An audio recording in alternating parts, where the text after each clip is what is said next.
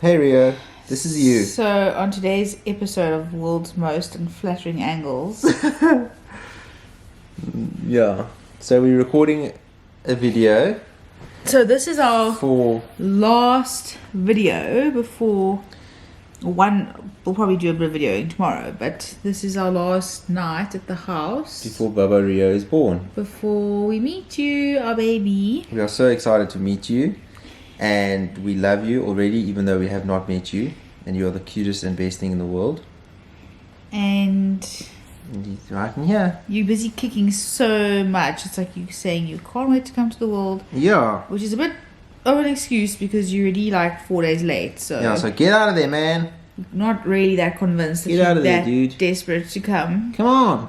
Get out. But it's been so cool to be pregnant for the last 9 months. So it's a little bit nostalgic, and Yeah. it's like this weird feeling like, your life is about to change, but you don't know how or what's going to happen. It's like It's weird. First the time. night before Christmas when you're a kid and you don't want to go to sleep, but you want to go to sleep because you want the day to come, but you also I know this. nervous excitement. So He hasn't come before then. we won't be here tomorrow night, so it's our last night at the house, and I feel a bit scared.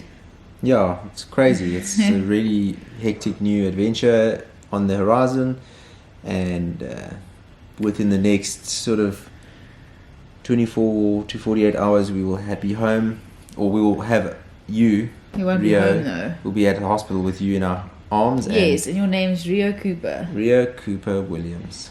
And we took so Cute. long to decide on your second name, Oh man. but your first name we kind of had from the beginning. Yeah, we did. You so did. Mom's idea. we're excited, and we're wondering what you look like, if you have hair or not, if you have chubby cheeks. Can't wait to see. Yeah, I really wonder so what excited. you look like. So So excited. It's going to be great. 8 years of marriage, pretty much 11 whole Yes. years of being together, Yeah. and now our life is going to change. Amazing. So Crazy. can't wait to see you, boy. Love you, Rio. Bye. Love mom and He's dad. giving us a kick. Oh, cute. He's so cute. Love you, Baba. Love you, Innie. Can you come to the world now? Come on. Bye. Toodles.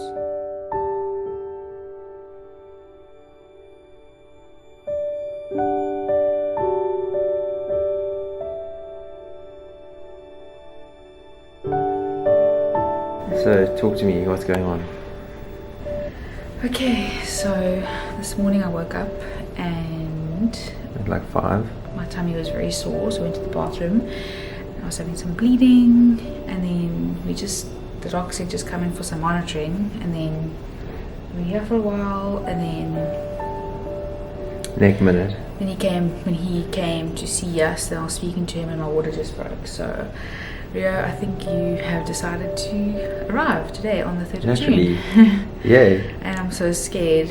I'm really scared. And I'm really excited. I never knew I'd be this scared. You're going to do great. So at the moment I'm just walking around, and we're still in the early stages, but it's scary and exciting and painful and everything at once. So we'll check in with you a bit later. Yay.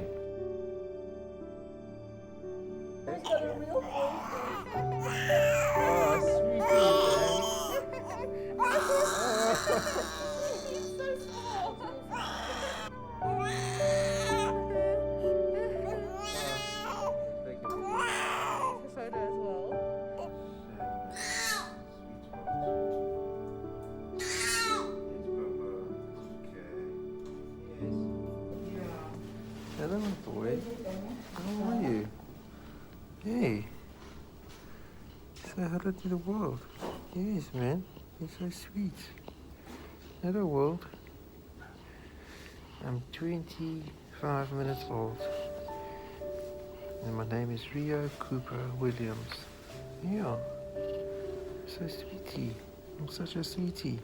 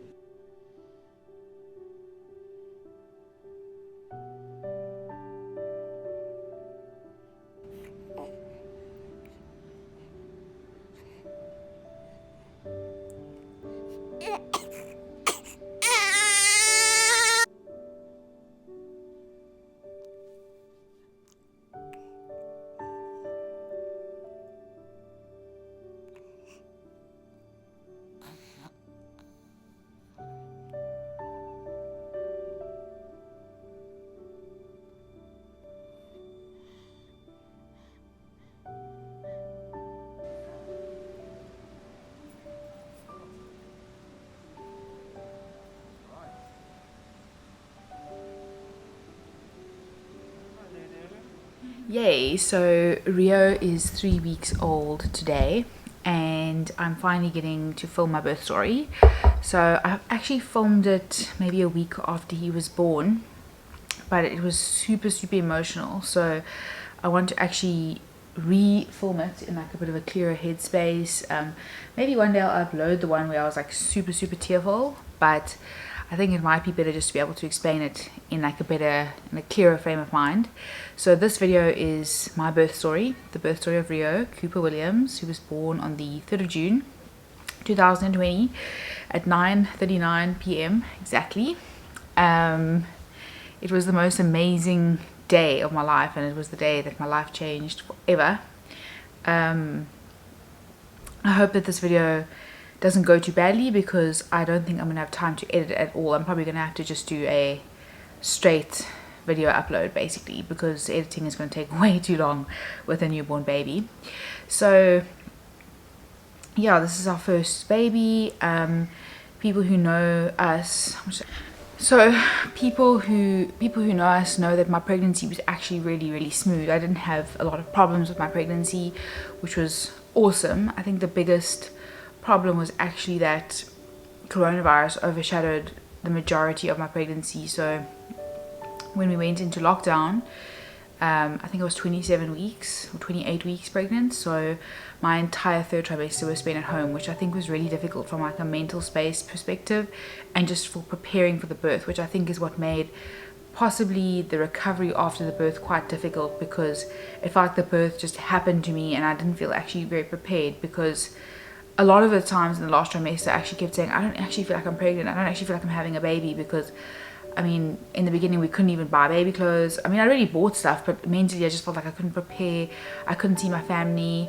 I couldn't do like a proper baby shower. I couldn't go out and see friends for coffee. You know, people couldn't comment on my baby bump. So I think I kind of started the birth on the back foot. So I think that is just a good context just for the story. So yeah, the pregnancy was really healthy. I always had this feeling that the baby was going to come early, and I was completely off because the baby did not come early. Rio was due on the 29th of May. It was quite like a daunting thing when the 29th of May like came and went, and I actually like stopped going on my phone after that, because basically every day I woke up and people would be messaging me like, is the baby here yet? Is any signs of the baby's here yet? And it made me feel a little bit anxious. I had quite a lot of like lower back pain and stomach cramps for about a week leading up to actually, or maybe even like 10 days before when I went into labor. And I had 3 membrane sweeps. So if you know what those are, I had 3 of them, like basically 1 a week leading up to the birth from 38 weeks. And every time there'd be like some bleeding, and it would bring on what I thought was contractions, and then like nothing would happen. So basically I had an amazing gynae. I was really happy with my relationship with my gynae, the hospital that we chose, so everything from that perspective was great. So basically we decided, okay, we're going to induce at 40 weeks and 4 days, which was a Tuesday, and he was supposed to be due on the Friday before that. So my gynae said to me, come to me in the morning for an appointment, and then we'll induce you at like 7 p.m. that night. So on the Tuesday I went to my gynae, kind of made peace with the fact that I was getting induced, even though it wasn't what I wanted, because I wanted to like labor at home. It's like a lot more comfortable, especially with coronavirus. You can like chill with Cam, watch movies, you know, like kind of progress the labor naturally on your own. So on the Tuesday morning I went for an appointment with my gynae, who everything looked great, did a membrane sweep, and then he was like, okay, cool, so do you have your coronavirus results yet? And I was like, no, like I haven't done a coronavirus test. And he was like, well, then I don't think it's a good idea to induce you for your and Rio's benefit, because if we don't have your results, we have to treat you as a patient who's under investigation, or basically treat you as if you're positive. So, you know, we have to wear like full PPE. If there's an emergency Caesar, can't be with you. You know, it's very procedural and clinical. There's not going to be a lot of like awesome mommy baby time. He was thinking from my perspective, he was like, it's much better if you wait till you have your results. So obviously I understood, but a setback is a setback, and you know, you mentally prepare for something. So I went home that day, I cried a lot. I watched the whole season of Dynasty season 3, chilled in bed, because I'd worked up until the day before Monday, because I work for myself, as you guys know. Everything was fine. I went to bed, and then I woke up the next morning, like just hoping. Now, so we basically rescheduled the induction for the Wednesday night, hoping that I'd get the results by Wednesday night, like 36 hours. Let's hope we can get the results, you know. He was going to pull strings to get the results in time. I woke up the next morning at about 4:30 a.m. and I just went to go wee, because at that stage you wee like all the time. Like it's like you feel like it's your bladder's like bursting and it's like a few drops. And I had some bleeding, so I was a bit like, that's a bit strange, you know. Like I've been having like back pain the whole time, like I said, for like almost 2 weeks, and cramps, but nothing that had progressed into actual labor. But bleeding is always like a bit of a concern, especially when it's bright red blood. So this video is going to be quite graphic or quite real and honest. So basically I was a bit like freaked out. I woke up Cam, he's a super light sleeper anyway, and I said like, hey, I'm bleeding a bit, like what should we do? He's like, well, let's just wait like 15 minutes, you can go to the bathroom again and see, maybe it's just like a little bit random. So we did that, we waited, and then I still had bleeding. So I was like, okay, this is just a bit, you know, like intense, like why is this happening? So we phoned the hospital, the emergency number for the gynae, and then he phoned us back at around 5, and he was like, no, you need to go into hospital for observation, you know, especially with bleeding, we need to monitor that mom and baby is okay. So we like okay, cool, this is happening. So I went to bed at like 1:30 a.m. because I'm like, this is my last day, I'm just gonna watch Dynasty, I'm just gonna chill, have fun, you know, like just try and make peace with the fact that I'm getting induced. So I like really hadn't slept a lot, maybe like 2.5 hours, and I hadn't really finished packing my hospital bag, because like over the last like 2 weeks before that I'd started like changing it, editing it, you know, adding stuff, so it was kind of like spewed all over the couch. So like within 5 minutes we packed up the bags, we like shoved stuff, and we just put it in the car and we went. And in my mind I thought, I'm not going into labor, like I'm probably going to come home and be induced that night. So I think like mentally I just wasn't that prepared for actually what happened next. So we went to the hospital, they put me in a labor room, and they were monitoring my bleeding, which at that point had increased quite a lot. So they like put me into like a gown and those like weird hospital maternity panties and some maxi pads, and the bleeding like accelerated quite a bit, to the point where the nurse was like, no, I need to phone the gynae to come in like quite soon just to check why you're bleeding so much. They like strapped me up to the monitor. Rio was doing fine, his heart rate was cool, he was a bit sleepy, which he was for like a week after he was born. So I think he's just, yeah, apparently like it can happen to some babies, they're just quite sleepy. But it was okay. My everything was fine with me. My blood pressure was fine, but I bled throughout my labor. So I already have low iron, so that made me quite weak and quite like woozy and stuff like that throughout the labor. And my gynae came at 8 o'clock that morning to see me, and I was standing talking to him, and my water just broke everywhere. Like it was a flood of water. Like I'd never seen something that happened like that before. It was like a movie. Like he was even laughing. He was like, this doesn't happen actually that often, where it looks like a real movie scene. And he's like, cool, well, it looks like you're probably going to be going into labor now, so you must stay at the hospital, you're not going to go home, because once your water breaks you are more susceptible to infection, so it's better that you monitor, plus you're bleeding, so we need to see what's happening and just monitor baby's heart rate. But I still didn't have my coronavirus results, so at that point they basically had to treat me like I was positive. So every time someone came in, they were wearing like kind of like PPE gear, mask, shield. I was in the like positive coronavirus labor room, so like everything is sectioned off for you and stuff like that. And the labor was okay. We used like the contractions app and stuff like that. Let's just actually get my questions that you guys asked. The labor was okay up until that first little bit. Basically I had the contractions all the time. We use this app. We'd like try to, as you could feel them coming on, we would like quickly try and get the app going. We were like always stuck on the back foot, and they progressed, you know. So for me the contractions were actually very painful. That was quite a few questions people asked, is like you know, was it as painful as I expected? How high was the pain? So the pain was high. It was really difficult and really sore. Like my gynae had said to me several times, like I had a really high pain threshold, like from doing membrane sweeps and stuff like that. He said he can see that I've got a good tolerance for pain, so he was like, I'm sure you'll be fine with the labor. But it was sore, like it was really painful. I'm not a sissy as far as girls go. I'm quite like, you know, take it as it comes, but it was sore. Like as the contractions increased, my lower back and my stomach was like really, really painful. I wasn't on my phone. I had planned to vlog the whole labor, like that went out the window because it was so painful that I was like just trying to get through the moment. Like as the contractions would come, I would just almost tense up, focus on the breathing. And that's also where a birth partner is amazing. Like you can't have doulas at the hospitals in Cape Town anymore because of coronavirus. I'd wanted a doula at the time, but I mean, Cam was just the most incredible birth partner that makes me almost like tearful, because with him I could get through anything. Like he is so calm, and I think it's his personality mixed with his job. Like he just kept being like, you can do it, like breathe. He couldn't come to the antenatal classes with me because he was in Joburg flying, but he had read the book and he had read a lot on like the breathing techniques, and which was great because he helped me a lot with the breathing, which is actually such a huge part of getting through a contraction. And he would watch it on the machine, and as it was building and when it would drop, he'd be like, you can do it, it's dropping, it's subsiding, you know. So that was great. And then at about, I was trying to use the gas did not work for me. It's called Entonox or something. It didn't work for me personally. Some ladies love it, they find it so helpful.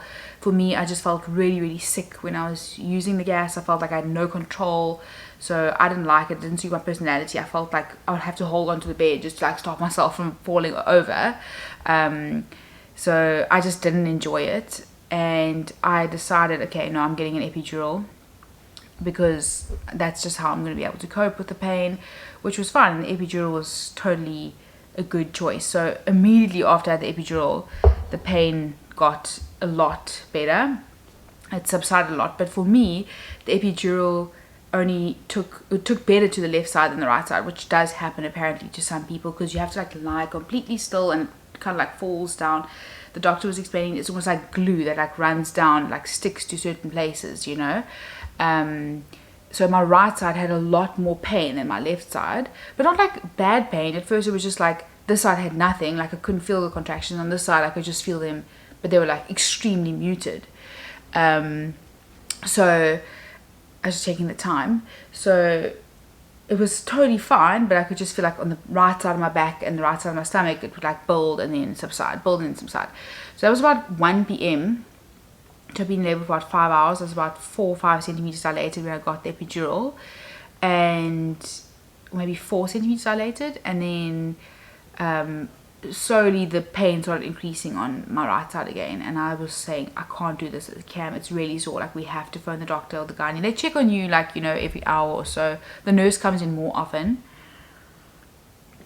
but I was like, eventually the pain was increasing on the right side, and I'm like, Cam, you've got to do something. Like I'm in so much pain on the right side. I was like very tearful, and just like holding on to Cam's hand. My hand was like, what? Like just holding on to his hand. Round about this time, Cam got food poisoning, so we both ate a hospital lunch, and I felt nauseous immediately. But they could give me something, but they couldn't give Cam something. Cam vomited from 1 p.m. on and off until Rio was born. He was so sick, and Cam's not squeamish at all, so I knew it wasn't about the birth. He was as pale as a ghost. I felt sick as well. It was definitely the meal we had at the hospital. So eventually about 3:30 or 4 they came and they topped up my epidural and made sure I was very, very still, and they almost tilted me a little bit to the right, I think, so that it could get to the right. And that brought so much pain relief, because the right side had been building and building and building to the point where it was unbearable again. But then with that, after that, I could kind of like, I didn't sleep, but I kind of just like lay there with my eyes closed, and about 2 hours passed so quickly, and suddenly it was like 6:15, and I was like, okay, this is like getting quite a bit better, you know, or 5, maybe 5:15. And then they came in and checked on me at 5:30, and I was 6 centimeters dilated, and they're like, okay, cool. Because on and off the heart rate of Rio would drop, and then it would pick up again, and it gets quite stressful, you know. You're constantly monitoring this thing. Can we go through with a natural birth? Do we have to revert to a Caesar? And he said, okay, I'm going to come back in 2 hours, and I'd like you to be at 8 centimeters dilated at 7:30. So I just lay there. I was luckily not too uncomfortable. The epidural had kicked in really nicely by then, and I kept moving my toes because I was always paranoid about an epidural. Like, what happens if I can't walk again? You know, like that was something that I was really worried about, a very irrational fear that I had about epidurals. And he came back at 7:30. Shame, he was like, came to do a physical examination, and Cam was like, I just remember looking up, and Cam was like on my right side, and he looked like he was holding in his vomit, like literally. And the doctor was in the front doing the examination. I was with me lying down. I just saw Cam run away like to the bathroom, and I just could hear him vomiting like so badly. And then people were like, Shame, like, are you sick? Are you squeamish about the birth? And Cam's like, I promise you, it's food poisoning. But they wouldn't even give him like a Panado, Shame. So he just had to go through with it the whole time, feeling as sick as he did. And so the doctor did the examination at 7:30, and he was like, wow, you are 10 centimeters dilated, you're fully dilated. What we're going to do now is we're going to actually switch off the epidural and let it subside for an hour so that you have enough feeling to push. Not too much pain, but enough feeling to push. And also for him to move down a little bit further, for his head just to come down a bit more. So that hour, I felt like I was watching the clock. I need to get to 8:30, because your body actually starts to like want to push the baby out. I don't know if it's normal or like if this is other people's experience, but I almost felt like this, you actually start to want to push the baby out, like it gets ready. If you like me, I was always the person before birth, I was like, how on earth am I going to push a baby out of my body? Like, it's impossible. There's no way I can do it. It seems impossible. But throughout the whole labor, it's like your body is preparing, and then by the time you get to the point of being fully dilated, your body actually wants to do it. Like, it's almost doing it involuntarily. It's like you almost have to hold it back in a way. I don't know if that makes sense at all, but anyway, so 8:30 came and went, and they didn't come back. And I just remember starting to panic, because I don't know if it's maybe my body or my metabolism, I don't know what, but the epidural just wore off like super quickly. So by like 8:15 already, Cam had to phone the nurse and say, Rach is like crying in pain already, like you've got to do something. Like within 45 minutes, the contractions were so strong for me that I was like, I can't do this. It's so painful. And then basically from there, they came and gave me something else. It wasn't actually epidural. I can't actually remember what it was, but they just topped me up with a little bit of something just to take the edge off. And at about 8:45, they started coming in and prepping, but they had to go find N95 masks and the whole coronavirus thing. Oh, so at about 1 or 2 p.m. they found out that I was negative. So they knew that I was coronavirus negative, but the staff are also, they can infect you know, they might be positive. So it's like a mutually beneficial thing. I had a lot of people messaging me, be like, why did you push him out with a mask? Why were you laboring with a mask? When it was just me and Cam, I didn't have to wear a mask. But with staff, they also want to protect the mom and baby, because it's not nice to now start your mothering journey with coronavirus, which I totally understand. So like getting to the point of actually pushing took a while, because they were like struggling to find the right masks and gear and stuff. There was a lot of babies being born that night. The 3rd of June was a popular night for babies. There was like 4 mommies laboring throughout the day, and then 2 mommies came in at night with emergencies. So they were like really struggling with staff. And then we got to the point at about 9:15 where we were ready to push. So they like set everything up, and they like put all the stuff out, like all the gear that they need just in case, and it's quite like daunting. And then I try to explain to you how to push, and I was like, I'm not getting it. Like, this is the moment that I become a mom, and I'm just like, can you just explain it a bit better? Like, I don't actually know how to push. Like, how do you do it exactly? I know it sounds so stupid, and like, you're a mom now, but for me it was just like really confusing. I was like, I don't know how to actually push this baby out. Anyway, they explained to me again, and they like work with me. I had Margie, like an amazing nurse on my left. She was just so motherly and just so caring. She was just kept saying to me, like, I just want to give you a hug, I just want to give you and your husband a hug. Like, it's so terrible to have to give birth in this circumstances. She'd been a nurse for like 50 years. She retired and had just come back, like an old lady, but so nice. Like, not old, but like maybe like a youngish granny. Okay, maybe she'd been nursing for like 40 years or something. She'd reached retirement, so she was over 65. And she would like tell me exactly when to push, and Cam was there and my gynae, and they kept being like, you're doing so well, like, we're so proud of you. I mean, it was like, I wouldn't have been able to get through the birth without the 3 of them. I mean, not just Cam, but my gynae and the nurse kind of being like, you can do it, Rachel, you're doing so well, like we're so proud of you. Like it actually was so, like, I didn't feel alone in that moment at all, because I felt like they were cheering me on. And it's like such a vulnerable thing as a woman to give birth. I mean, you're like literally pushing this baby out. You're like, everything's laid bare, and like to have people that are like saying you're doing so well, like that was really like such a highlight for me actually.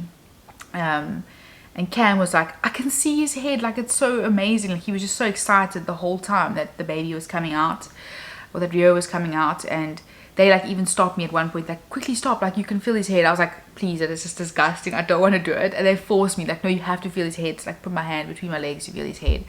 It like freaked me out, it was kind of gross. For me personally, the pushing part wasn't actually that difficult. The labor was painful and difficult until I got the epidural, and when the epidural was like wearing off on the one side, that was flippin' sore. But the actual pushing part was okay. The level of pain I had was completely manageable. So the epidural had run out enough, or worn off enough, that I had a feeling of the contraction when it was coming, and it was painful, but it was completely bearable pain. So that was great.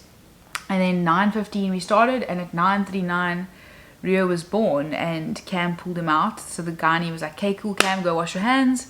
Cam just like looked at him like all confused, and he like went and scrubbed his arms up to his elbows, and Cam pulled him out with the gynae and then cut the cord. It was like the most incredible moment, as you see this baby being lifted up onto your chest, and these big eyes are looking at you, and he is screaming. Like he was, I thought that they were, often in movies, like you see them, like they come out, they're silent, and then you're like panicking, and then they like shake them a bit, and then they start crying.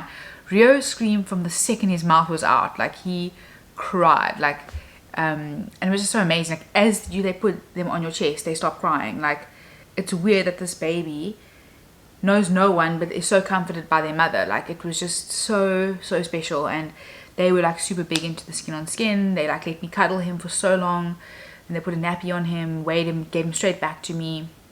I didn't tear a lot. I had 2 stitches. I didn't have an episiotomy. I tore naturally. The gynae said it was fine. The bleeding was still a concern throughout the labor, so I was really like lightheaded and out of it by the time he was born. I vomited so badly within about 10 minutes of him being born. I vomited like 3 times. That I quickly had to catch it. It was quite humiliating and gross. I think your body like literally goes into shock at what has just happened. And then Cam did some skin to skin with him, and they like kind of stitched me up and did the placenta, the afterbirth, that type of thing. For me, I mean, people want to know this stuff. People have asked me stuff like this. I don't even really remember pushing out the afterbirth. They like basically pushed my tummy and worked with the contractions and pulled it out. It was not like, it wasn't painful, or I wasn't really cognizant. I was so like focusing on Rio and that moment that the afterbirth is not something you actually have to worry about. They like said, do you want to look at it? And we looked at it. It's weird. The placenta is weird. But you don't have to worry or think about that. So I mean, that just happened so quickly. And then after that, I'm just looking at the questions and stuff. After that, they pretty much let me and Cam just be with him. I mean, at the hospital that we were at, they were just so amazing. They were just like, no, you need to spend time with him, don't rush, just cuddle him. I mean, we felt like we were in such a bubble. Like it felt like so fine, and everything was great. They couldn't wash me and stuff at the beginning because they were short staffed, so they had to go leave. And they said they would come back, and they probably left us for about 2 hours, which some people be like, shame, but actually it was such a blessing for us because Cam wasn't allowed to sleep over, so we were totally fine just to wait there. I mean, I couldn't walk yet. They asked you not to walk for 6 hours, but it was so nice just to sit there, and I mean, you're cuddling your baby, you like, what just happened? It's just such a surreal feeling, you know. Was giving birth hard? The contractions and stuff were hard. The giving birth itself was okay. Birth in a nutshell, how would you describe birth in a nutshell? Really special, but really overwhelming. What was the experience like of pregnancy and laboring during COVID-19?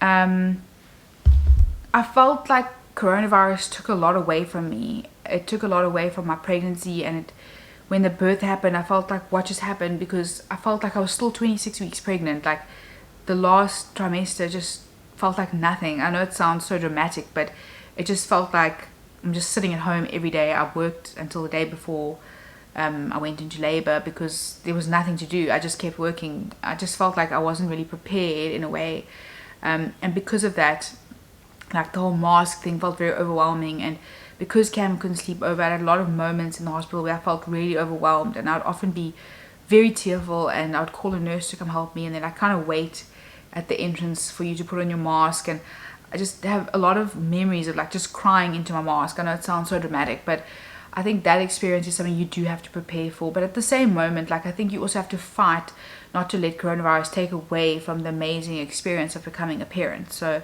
you have to almost like just, in a sense, process the loss and almost say, but it doesn't take away from the miracle of the baby being born. And yeah, so I think I'll probably do this into a part 2 because what happened afterwards was quite difficult and was almost quite a bigger part of my pregnancy, of the birth. Was I always set on natural birth? I always wanted natural birth, but I always had my doubts. So Rio weighed 4.165. He was a huge baby. Giving birth to him naturally felt like, wow, how did that happen? But I thought that he would be 3.6. That was kind of his birth estimate, so he was massive.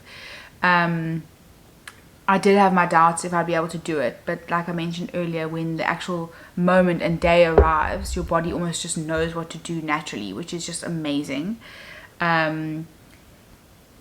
What did I find was the most difficult part? The most difficult part was the mental game, the breathing, not being overwhelmed. Like when you look at the whole day, it can feel like, when is the baby going to be born? You don't know.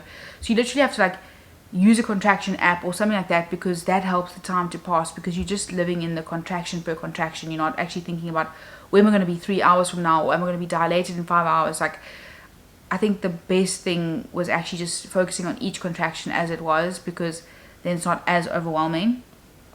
There's so many questions about afterwards, so I think I'll probably do it afterwards.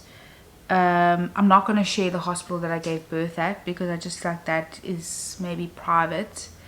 I had like loads of people ask me about that. The labor was harder than the delivery. A lot of people asked me about him being a big baby and what was my experience like. So my gynae was incredible, and he kept saying it doesn't take away from being able to give a natural birth if your baby is large.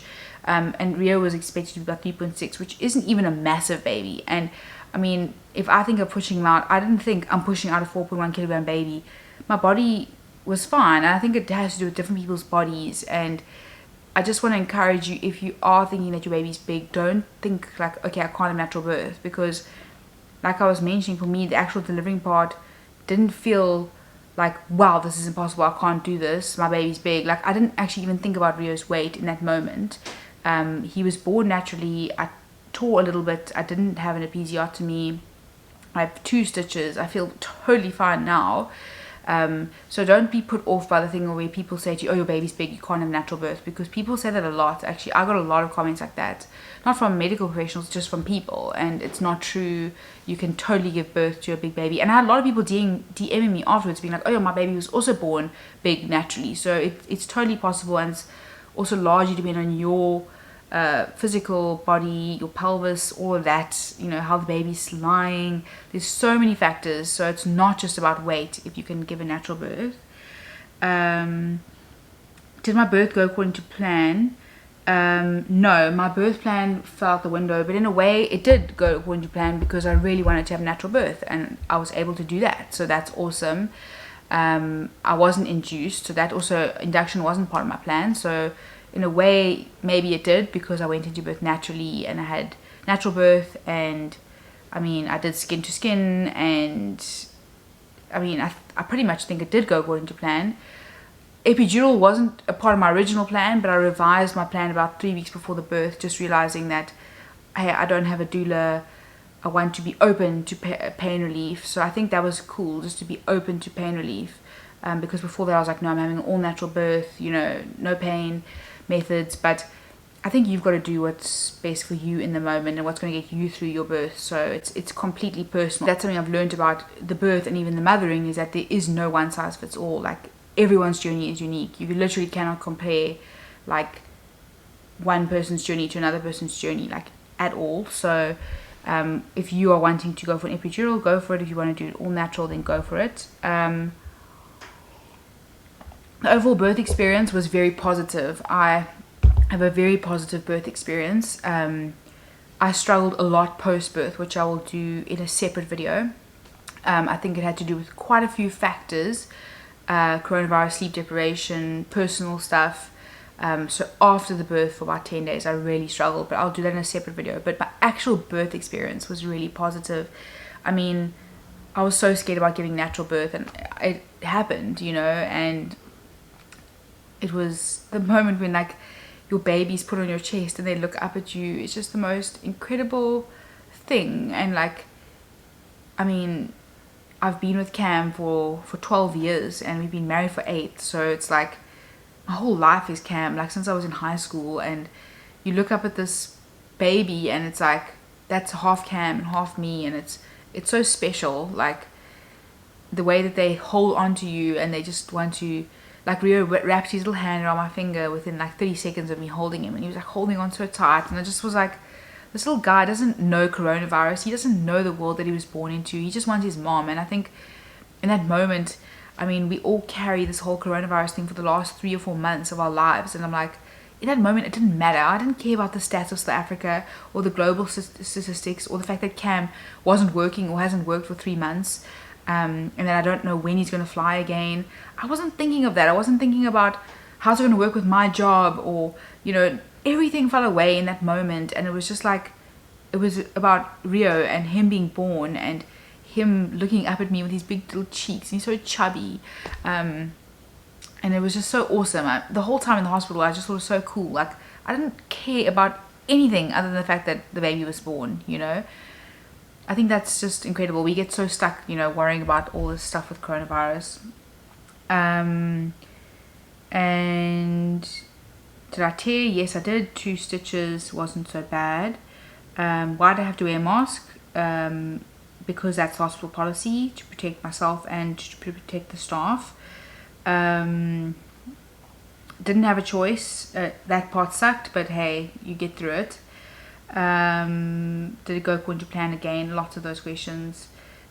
Pretty soon after the birth, I'll tell us in a second story, maybe 4 hours or 3 hours after the birth, I kind of like went into shock. I don't know if it was from just being so overwhelmed, being sleep deprived, realizing what my body had just done, but I just started crying uncontrollably, and Rio was screaming, and I think that from there I actually experienced a little bit of trauma from that few hours where I was just felt so overwhelmed when Cam had to leave me. I'll share it in a separate story, but from there my postpartum journey got a little bit difficult. But I hope that you guys enjoyed this story, or my birth story. I think that answers a lot. The scariest part about giving birth, not having no control over the contractions, that was very scary. Like, kind of wanting to be like, I kept saying to Cam, like, I just want to take it all back, like, just can I go home, I just don't want to do this. And just realizing that it's really scary. Like, there's nothing you could do. Once labor has started, it's going to end with a baby somehow. Like, you can't pause it, you can't stop it. That part was very overwhelming. Like, this is it, you are having the baby now. Was it as terrifying as people say? No, it's not. And that is one thing that I really want to encourage people. Like, birth is beautiful and your body was made to do it.